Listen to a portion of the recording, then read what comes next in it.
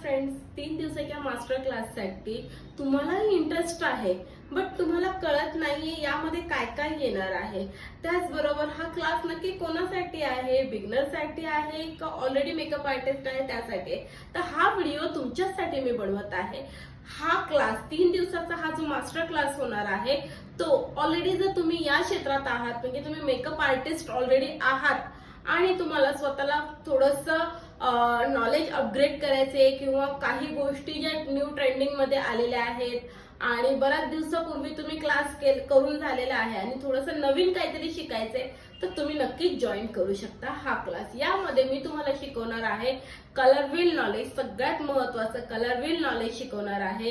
त्याचबरोबर तुम्हाला क्लायंट कसं हँडल करायचे हे सर्व त्याच्यामध्ये येणार आहे.